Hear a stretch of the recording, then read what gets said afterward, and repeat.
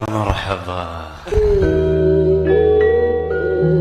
உலகில் முதலாக வேற்று கிரகத்தில் கால்தடம் பதித்தவர் யாருன்னு கேட்டா எல்லாரும் சொல்லக்கூடிய ஒரே பதில் நீல் ஆம்ஸ்ட்ராங். ஆனா அவர் இல்ல.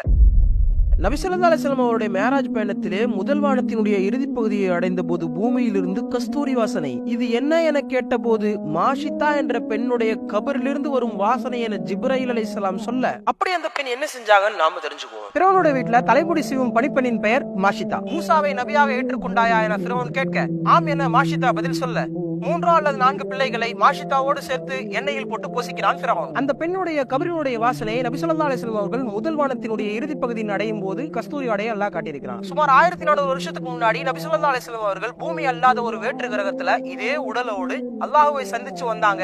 அதுதான் மிஅராஜ். இப்போ கமெண்ட்ல பொய்ன்னு எழுதுறவங்களுக்கு ஒரு சின்ன சவால். இந்த பயணத்தை பத்தி குர்ஆன்ல வந்திருக்கிறதால குர்ஆன்ல ஏதாவது ஒரு வசனத்தை நீங்க பொய்யாக்குனீங்கன்னா குர்ஆனை பொய்யாக்கலாம், இந்த பயணத்தையும் பொய்யாக்கலாம். ஆனா உங்களால ஒரு காலமும் முடியாது. அடுகளவு பாவம் உள்ளவன் கூட சொர்க்கத்தில் நுழைய முடியாது.